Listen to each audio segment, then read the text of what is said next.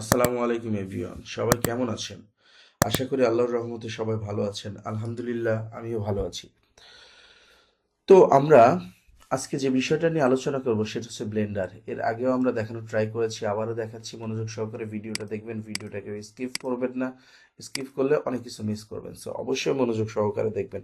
আমরা শর্টকাট বোঝানোর ট্রাই করতেছি বা দেখানোর ট্রাই করতেছি, অবশ্যই মনোযোগ সহকারে দেখবেন। আজকে আমরা মডেলিং এর শর্টকাট শিখব। ওকে, তো চলেন আমরা জেনারেল কিছু মডেলিং এর শর্টকাট শিখি। অবজেক্ট বা এডিট মুড ট্যাগেল, এই যে অবজেক্টটা, আমরা যদি এখন এডিট মুডে যেতে চাই তাহলে আমরা কিভাবে যাব? আমরা এই যে ট্যাব প্রেস করলে আমরা এডিট মুডে চলে আসবো। Tab press edit mode, tab press edit mode, tab press edit mode. হ্যাঁ, এডিট মুডে গিয়ে আমরা হচ্ছে গিয়ে যে, যেমন এই যে দেখেন, এটাকে কি বলে? এডিট মুডে আমরা যে এখানে আসলাম, এটাকে কি বলে? ভার্টেক্স বলে। আমরা যদি সরাইতে চাই এভাবে সরবে, এটাকে ভার্টেক্স বলে। আমরা এডিট ট্যাব প্রেস করে যদি আমরা ট্যাব প্রেস করি তাহলে আমরা এডিট অবজেক্ট মুড এবং এডিট মুডে আসতে পারবো। ওকে, এখন এটাকে এই এডিট মোডে আসার পরে অন প্রেস করলে আসবে ভার্টেক্স। অন প্রেসে কত?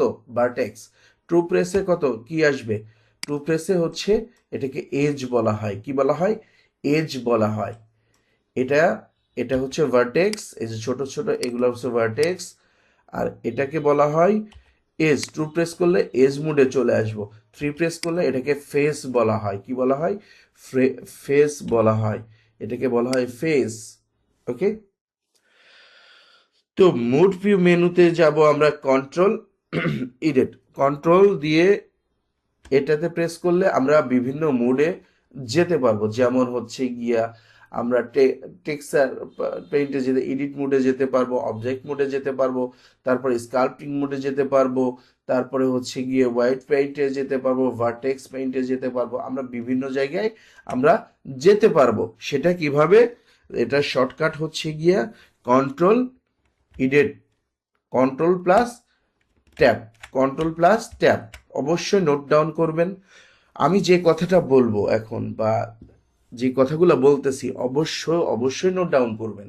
কারণ যদি নোট ডাউন না করেন পরে ভুলে যাবেন বা পরে বুঝতে পারবেন, যতই বুঝাই না কেন আপনারা বুঝবেন না। আপনারা তখনই বুঝবেন যখন আপনারা নোট ডাউন করবেন বা লিখে রাখবেন, বা আমি যে কথাগুলো বলতেছি এই ভিডিওগুলা বারবার দেখবেন, মনোযোগ সহকারে দেখবেন এবং প্র্যাকটিস করবেন। এটা প্রাইমারি লেভেল। অবশ্যই সেটা মনে রাখতে হবে। যারা নতুন অবশ্যই তারা বারবার দেখবেন এবং প্র্যাকটিস করবেন। কথা বলতে বলতে আমার গলা ভেঙে গেছে। যাই হোক, এখন আমরা যে বিষয়টা নিয়ে আলোচনা করব সেটা হচ্ছে কপি অবজেক্ট। এই যে আমরা সিলেক্ট করলাম, এটাকে যদি আমরা কপি করতে চাই, কন্ট্রোল সি, এটা জাস্ট কপি হবে। ঠিক আছে, এখানে কন্ট্রোল ভি,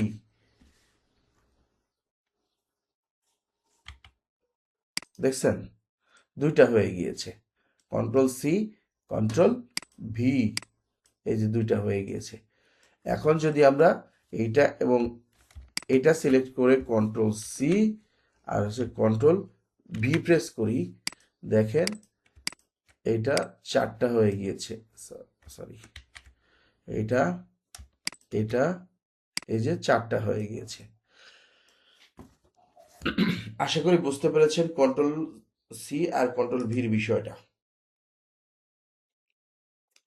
কন্ট্রোল সিতে এটা অন্যভাবেও করা যায়। ঠিক আছে, এই যে একটা, দুইটা, একটা, দুইটা, তিনটা, চারটা, এই চারটাকে সিলেক্ট করে আমরা যদি কন্ট্রোল সি দিয়ে কন্ট্রোল ভি দিই, দেখবেন এখানে ডাবল হয়ে গিয়েছে। আমরা চাইলে এটা না করে আমরা হচ্ছে এই চারটা আর এই চারটা আমরা সিলেক্ট করার পরে আমরা যদি শিফট ডি দেই, এটা ডাবল হয়ে গিয়েছে। দেখেন, দেখছেন? এইভাবে আমরা চাইলে ডাবল করতে পারি। আশা করি বিষয়টা বুঝতে পেরেছেন আমি কি বোঝাইতে চেয়েছি। আর যদি না বুঝে থাকেন অবশ্যই কমেন্টসের মাধ্যমে জানাবেন, আমি বিশদ বোঝানোর ট্রাই করব। ভাই, আপনাদেরকে এত কষ্ট করে বোঝাচ্ছি, যদি আপনারা না বুঝেন বা প্র্যাকটিস না করেন তাহলে তো অবশ্যই সেটা আমার খারাপ লাগার বিষয় হবে বা আমার সেটা ব্যর্থতা হয়ে যাবে। তো আপনারা অবশ্যই মনোযোগ সহকারে ভিডিওটা দেখবেন এবং আমি কি বলি সেটা বোঝার চেষ্টা করবেন এবং সেটা বাসায় প্র্যাকটিস করবেন। যদি প্র্যাকটিস না করেন তাহলে সব ভুলে যাবেন। তো অবশ্যই প্র্যাকটিস করবেন। তো আজকের ভিডিও এ পর্যন্তই। পরবর্তীতে দেখা হবে নতুন কোনো ভিডিওতে। ততক্ষণে সবাই ভালো থাকবেন, সুস্থ থাকবেন, সুন্দর থাকবেন। আর হ্যাঁ, অবশ্যই আমার চ্যানেলটি সাবস্ক্রাইব করে পাশে থাকা বেল বাটনটি প্রেস করে সাথে থাকবেন। Thanks for watching. আল্লাহ হাফেজ।